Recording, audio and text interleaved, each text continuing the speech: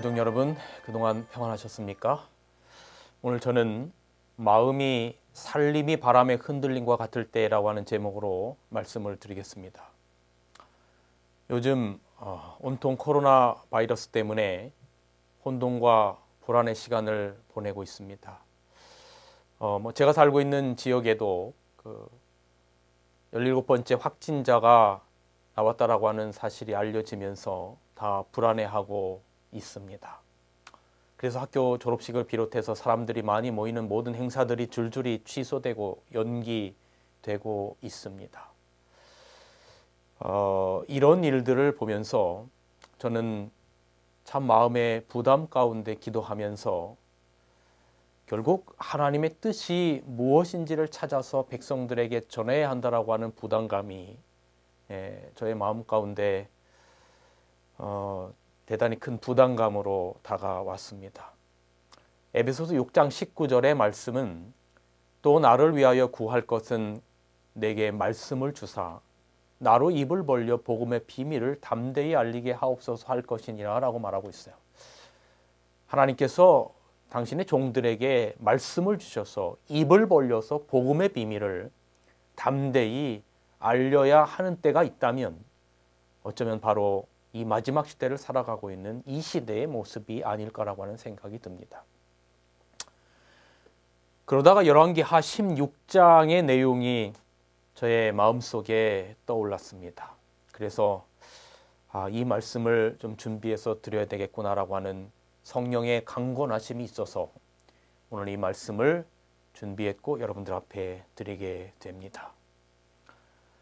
솔로몬 시대를 끝으로 이스라엘은 북이스라엘과 남유다로 쪼개지면서 북이스라엘의 19명의 왕들이 모두 하나님께 등지고 악을 행하다가 결국 호세아 왕을 마지막으로 아시리아에 멸망당합니다. 그러나 그나마 남유다의 왕들 한 20여 명의 왕들 가운데는 하나님께 신실한 왕들이 좀 있었는데 불행히도 열왕기하 16장에 나타나는 남유다의 12대 왕 아하스는 아주 끔찍히도 악을 행하는 왕이었습니다. 바알신에게 제사하고 이방 제사를 본받아 자기 아들을 불 가운데로 지나가게 하고 산당과 모든 푸른 나무 아래서 제사를 노골적으로 드렸습니다. 이 부분에 관해서 여기 선지자 왕이라고 하는 책에는 이렇게 기록하고 있는데 아하스가 왕위에 오름으로 지금까지 유대 나라에 다시 말하면 남유다에 존재했던 어떤 상태보다도 더 소름 끼치는 상태를 맞게 되었다라고 기록합니다. 이런 때에 아람 왕 르신과 북이스라엘 왕 베가의 연합군이 유다를 침공합니다. 그런데 이때 하나님의 선지자로 활동했던 선지자가 이사야와 미가입니다.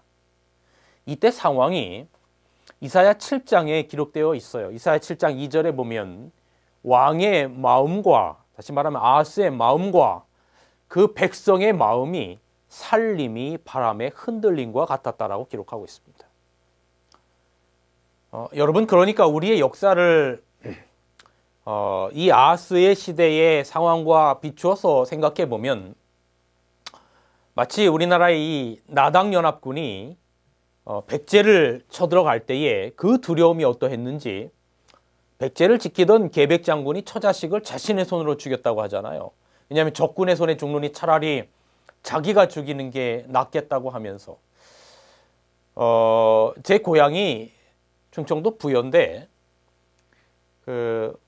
여러분 부여의 부소산이라고 하는 곳에 가면 백제의 마지막 왕이었던 의자왕이 나당연합군에 의하여 유린당하게 생기자 삼천궁녀와 함께 그 부소산 밑으로 떨어져서 자결했다는 그런 이야기가 들려오고 있는 것을 여러분도 아마 예전에 수학여행 가거나 이렇게 해서 다 알고 계실 것입니다.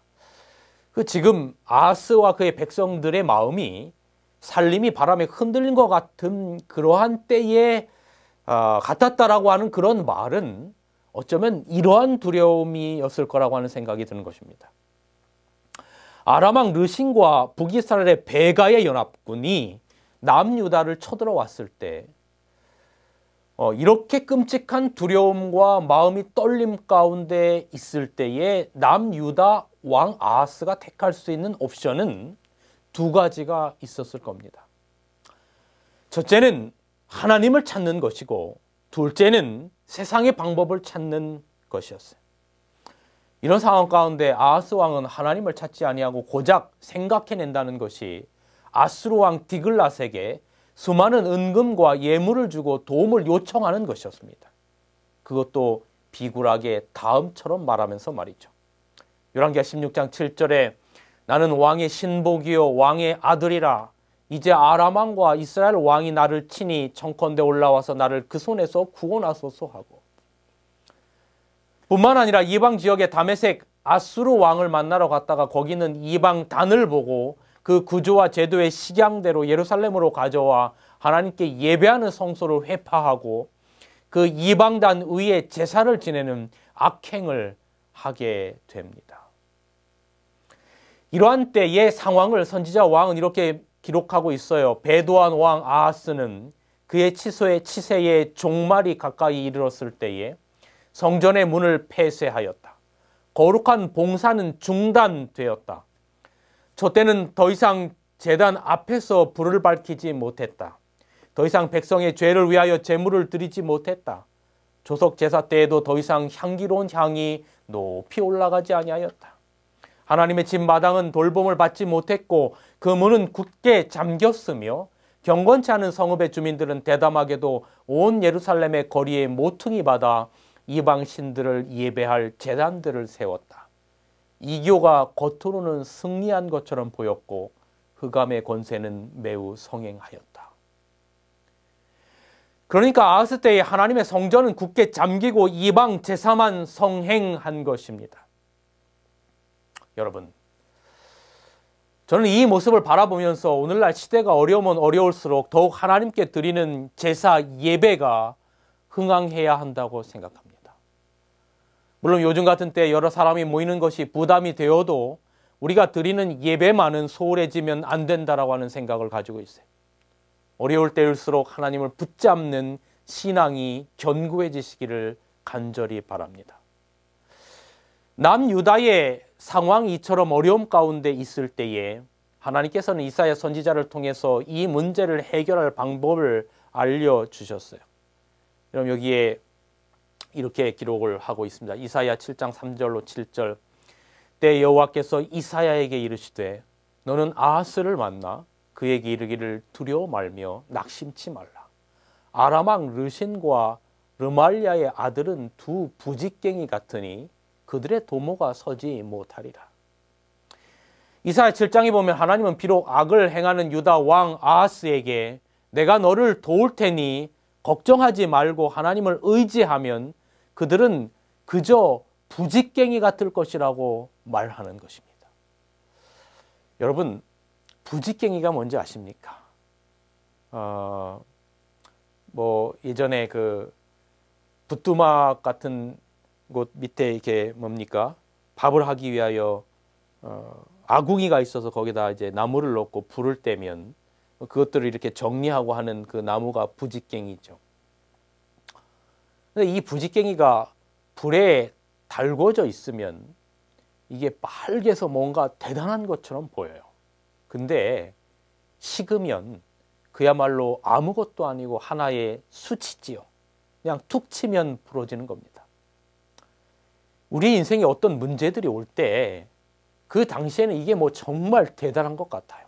그러나 하나님 앞에 그 문제들이 드려지면 부직갱이와 같이 아무것도 아닌 게 될 수 있다라고 하는 겁니다. 여러분, 이거 믿으십니까?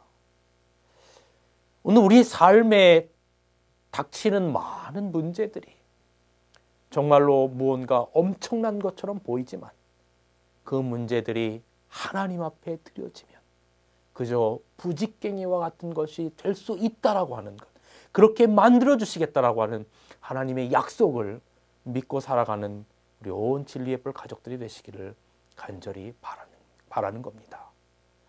시편 121편의 말씀이 떠오릅니다. 내가 산을 향하여 눈을 들리라. 나의 도움이 어디서 올꼬? 나의 도움이 천지를 지으신 여호와에게서로다. 이런 물론 요즘 같은 때에 마스크도 필요하고 손 소독제도 필요합니다. 그렇게 하는 것이 필요하고 또 대단히 유의하고 살아가는 것이 대단히 중요하다는 생각을 합니다. 그래서 우리는 그렇게 따라합니다. 그러나 이 세상 모든 문제들을 주관하시는 분은 우리를 창조하신 하나님이십니다. 여러분 보십시오. 우리도 모르는 사이에 우주는 지금도 하나님의 손길 아래서 움직이고 우리의 심장은 우리가 인지하지 못하는 상태에서 뛰고 인류의 역사는 하나님의 거룩하신 섭리 가운데서 움직여져 왔고 앞으로도 그렇게 갈 것입니다. 참새 하나 들풀 하나 하나님이 허락 없으면 떨어지지 아니하고 하나님이 지키시고 먹이신답니다. 그런 하나님이 우리의 도움자 되신다고 말씀하는 겁니다. 그러니 세상사보다 우리의 시선을 더욱 주님께 고정시키면 우리의 인생의 모든 문제를 그저 부지깽이처럼 해결하신다니 여러분 우리가 믿고 그렇게 살아가는 그리스도인들이 되셨으면 좋겠습니다. 그렇게 믿으면 하나님께서 해결하실 것입니다. 근데 우리는 참 잘 못 믿어요. 말은 믿는다고 하는데 겁이 덜컥 납니다. 어찌 사나? 어찌 해야 하나? 마음이 살림이 바람에 흔들린 것과 같이 막 흔들리는 겁니다. 그래도 하나님이 얼마나 좋은 분이신지 우리를 포기하지 않으시고 계속해서 이렇게 권면하십니다.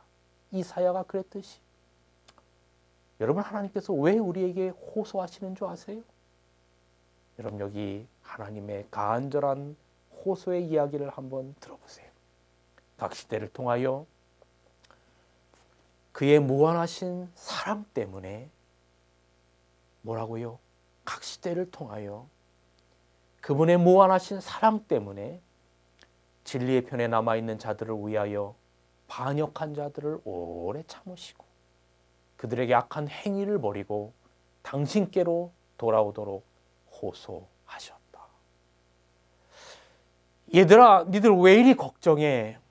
먹을 것, 입을 것, 너희들이 살아야 하는 모든 것 내가 다 책임져. 공중의 새들을 봐. 들의 백합화를 봐. 그들도 입히시고 먹이시거늘 하물며 너희일까 보냐 이 믿음이 적은 자들아. 가만히 생각해 보니 이 말씀은 그 어떤 누구에게 하는 말씀이 아니라 저에게 하는 말씀이더라고요. 불안하고 초조하고 어떻게 해야 되나?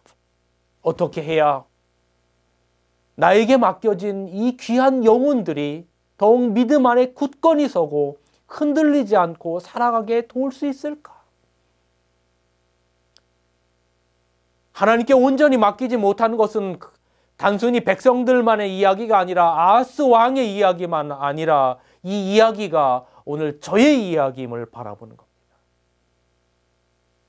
이렇게 이사야 선지자를 통해서 하나님께서 간곡히 말씀하시지만 아하스는 하나님을 끝까지 등집니다.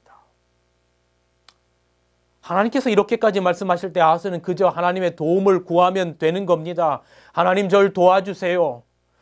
그들을 부지깽이처럼 만들어 주시겠다고 하니 그 약속을 믿습니다. 하나님. 북이스라엘의 베가와 아람왕 르신이 연합해서 쳐들어오는데 제가 마음이 너무나 두렵고 떨리는데 하나님 저를 도와주세요. 이러면 되는 겁니다.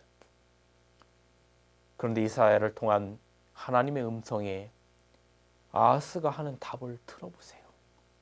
이사야 7장 12절. 아하스가 가로되 나는 구하지 아니하겠나이다. 나는 구하지 않겠나이다. 쉽게 말하면 하나님 나는 당신 도움 필요 없어요. 그냥 아수르 왕에게 구하겠습니다. 제가 볼 때는 하나님보다도 아수르 왕에게 도움을 구하는 것이 훨씬 더 빠를 것 같습니다. 하나님 저 상관 마세요. 이러는 것입니다. 마치 자식이 부모에게 내 인생에 상관 마세요. 내 마음대로 살 거예요 하는 것과 똑같은 것이죠. 이거 참 가슴 아픈 말이에요. 하나님 상관 마세요.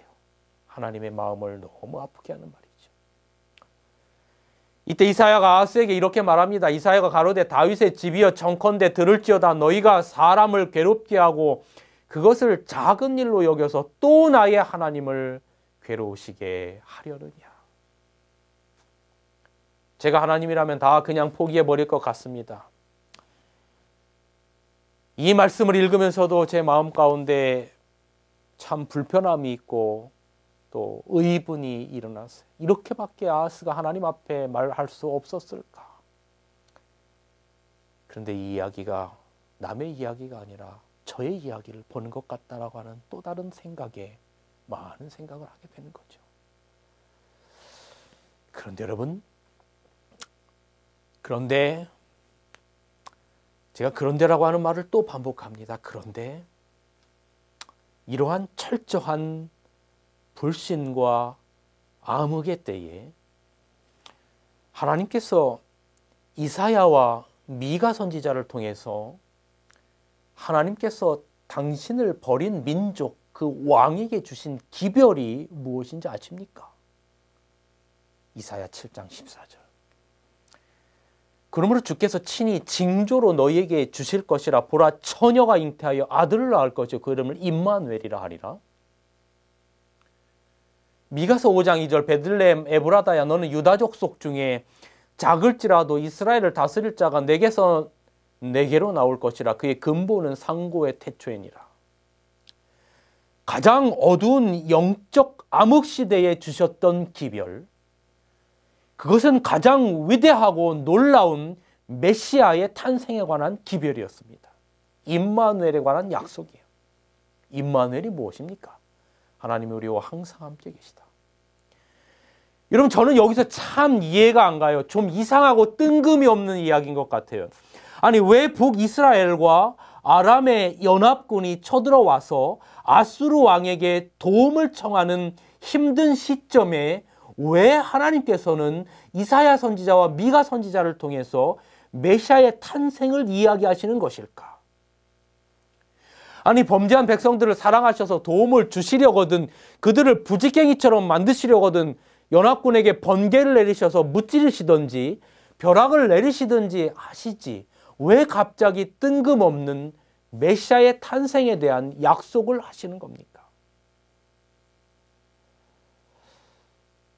하나님은 아신 겁니다.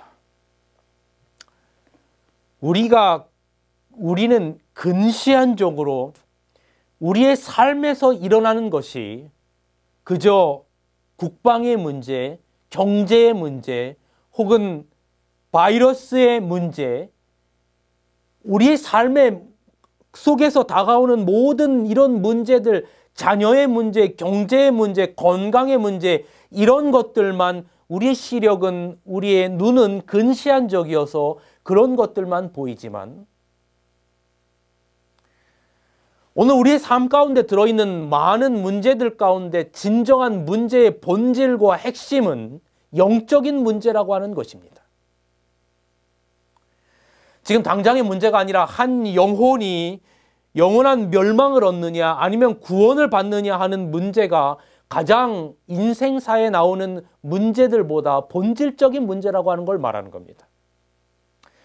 여러분이 아시는 것처럼 에베소 6장 12절에는 우리의 씨름은 혈과 육에 대한 것이 아니요 정사와 권세와 이 어둠의 세상 주관자들과 하늘에 있는 악의 영들에 대함이라고 기록하고 있습니다. 여러분, 아무리 정신없는 상황이 펼쳐져도 오직 메시아, 즉 예수 그리스도의 초림이 남유다의 모든 문제를 해결하는 본질적인 희망이라고 하는 것을 가르치시는 것입니다.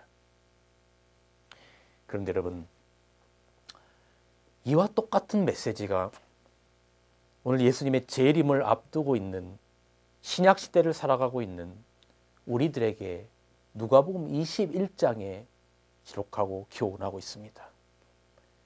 예수님 재림 때에 있을 사건, 재난, 말세의 징조들을 누가복음 21장에 이야기하면서 이렇게 기록하고 있습니다. 누가복음 21장 26절. 사람들이 세상에 임할 일을 생각하고 무서워함으로 기절하리니 그러니까 오늘 본문의 남유다를 둘러싼 아람 왕 르신이나 북이스라엘의 베가 왕의 연합군을 보면서 왕과 백성의 마음이 살림이 바람의 흔들림과 같이 두려워했던 것처럼 세상 역사의 마지막에 세상에 임할 일을 생각하고 사람들이 무서워하고 기절하겠다라고 말하는 겁니다. 그래서 더 많은 사람들은 혹 지구에 문제가 생기면 자기들만 살려고 특수한 현대판 노아 방주를 만들고 있다라고 하는 것입니다. 여러분 이 동영상을 한번 보시기 바랍니다. 동영상을 보십시오. 대지진과 방사능 그리고 전쟁 공포로 세상이 뒤숭숭해진 탓인지 미국에선 종말론이 확산되고 있습니다. 개인용 대피시설을 만들어 파는 회사들이 바빠졌다는데 노아의 방주를 만들어달라는 주문까지 들어오고 있다고 합니다. 뉴욕에서 도인태 특파원입니다.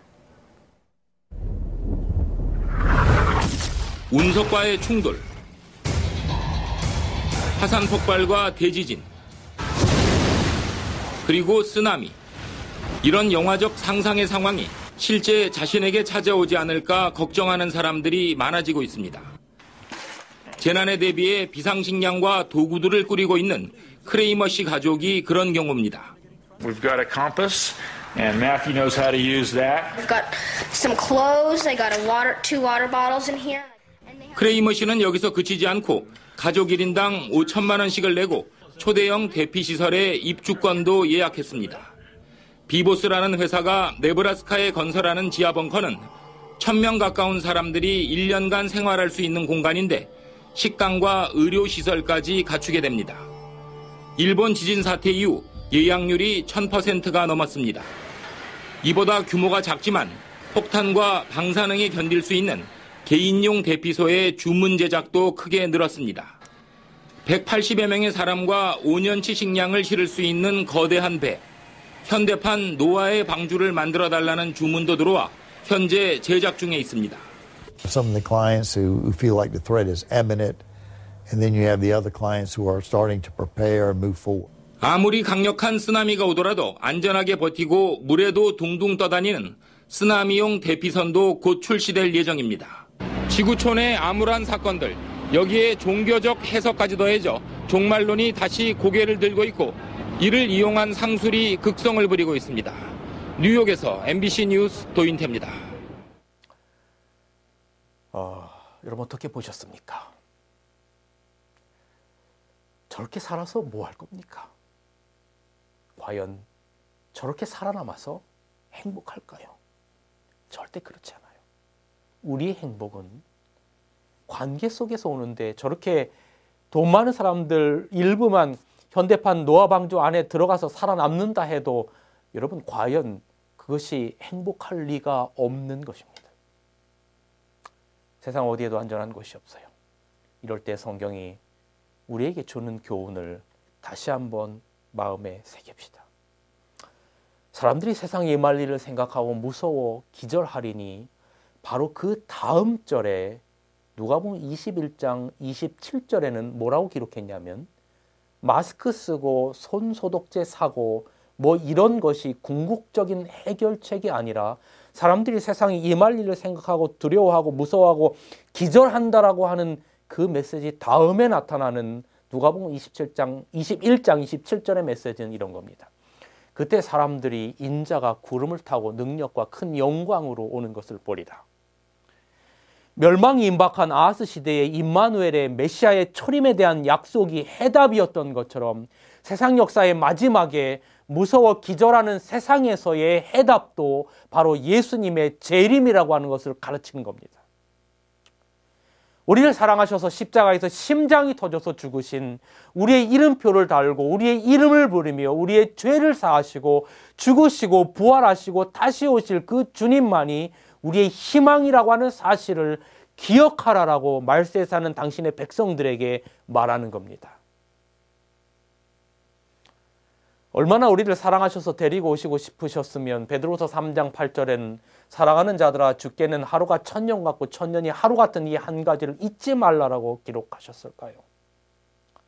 하루를 1000년같이 기다리는 우리 주님만이 마음이 살림이 바람의 흔들림과 같이 흔들리는 이때에 우리의 유일한 희망이라는 사실, 궁극적 해결책이라는 사실을 기억하며 살아가시는 우리 온 진리의 뿔 가족들이 되시기를 바랍니다.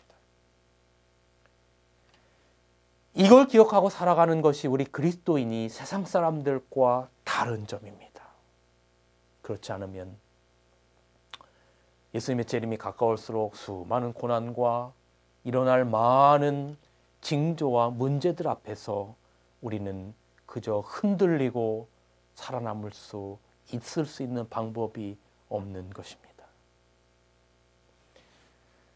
얼마 전에 한 프로그램을 보았습니다. 너를 만났다라고 하는 MBC 스페셜 프로그램이었는데 현대 과학을 이용해서 VR, 그러니까 가상현실을 이용해서 한 특별한 프로젝트가 펼쳐졌습니다. 희귀난치병으로 세상을 떠난 나연이라고 하는 이 어린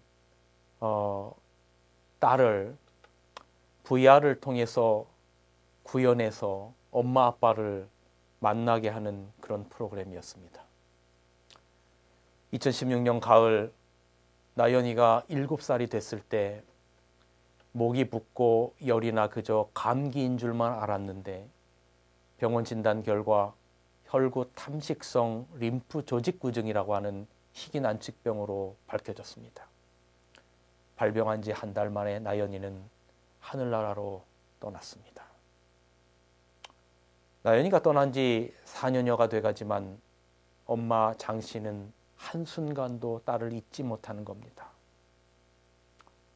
새 아이를 등교시킨 이후 늦은 오후가 되어서 라면으로 첫 끼를 때우던 이 엄마는 또다시 나연이를 마음 가운데 떠올렸어요. 하늘이 맑은 날은 기분이 좋아서 나연이 생각이 나고 흐린 날은 흐려서 생각이 난다.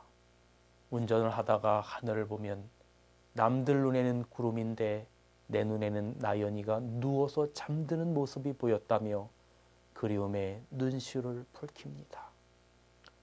드디어 현대의 과학을 총동원해서 가상현실에서 엄마는 4년 전에 잃었던 지난 4년간 단 한순간도 잊을 수 없었던 그리도 목매어 보고 싶었던 딸을 만납니다. 그 VR 가상현실에서 나연이는 엄마를 만나서 엄마에게 묻습니다. 엄마, 내 생각했어? 나 엄마를 많이 보고 싶어 했는데.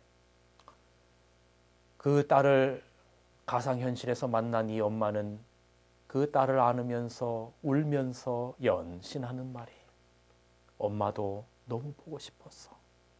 엄마는 항상 나연이가 엄마 옆에 있었어. 지난 4년간 한 번도 널 잊은 적이 없었어. 너는 엄마의 가슴 속에 계속 있었단다. 우리 딸 정말 예쁘다. 나연이 한번 꼭 안아보고 싶다. 엄마는 나연이에게 엄마, 이제 엄마는 안 울고 나연이를 더 많이 사랑할게. 나연이 정말 많이 사랑해. 엄마는 아직 해야 할 일이 있어서 일 다 마치면 그때 나연이한테 갈게라고 말하고 헤어집니다. 여러분, 딸을 잃은 나연이 엄마에게 나연이 엄마 주변에서 일어나는 그 어떤 모든 일들은 다 부차적인 문제입니다. 오직 나연이를 만나는 일만이 나연이 엄마에게는 가장 중요한 일이었던 것이죠. 여러분, 이게 하루를 천년처럼 기다리는 예수님의 마음이고 우리를 만나고 싶어 하시는 하나님의 마음이라고 생각해요. 하루가 천년 같고 천년이 하루 같은 이 한 가지를 잊지 말라라고 하는 이 메시지 속에서 이 세상에서 일어나는 모든 일들, 그 모든 일들은 어쩌면 하나님 앞에 부차적인 문제고 하나님께서 가장 원하시는 것은 그 죄악으로 말미암아 잃어버렸던 사랑하는 자녀들 여러분과 저를 다시 만나는 일, 그야말로 가장 하나님 앞에 중요한 문제라고 하는 것이죠. 그래서 어렵고 힘든 이사야 시대나 지금 이 시대에 그러한 단편적인 우리 삶 속에서 일어나는 문제들의 해결책을 제시하는 것보다 초림과 재림의 약속을 하시는 그 이유가 저는 여기에 있다고 생각합니다. 우리를 향한 다음 없는 죽음보다도 강한 그 하나님의 사랑과 하나님의 관심은 우리를 만나는 것. 그것만이 모든 문제의 본질적인 문제를 해결할 수 있는 해결책인 것입니다. 사랑하는 여러분, 마음이 살림이 바람에 흔들림과 같은 때에 우리를 목숨처럼 사랑하시는 주님, 그리도 여러분을 만나고 싶어 하시는 하루를 천년같이 기다리는 주님이 계심을 깨닫고 이렇게 어렵고 힘든 시대에 더욱 신앙과 말씀 위에 전신갑주를 입고 승리하시기를 간절히 바랍니다. 이 모든 것이 이렇게 풀어지니 너희가 어떠한 사람이 되어야 마땅하니요. 이 모든 것이 이렇게 풀어지니 세상에 그 어떤 것들이 온다 할지라도 예수님께서 다시 오실 터이니 너희가 어떤 사람이 되어야 마땅하니요.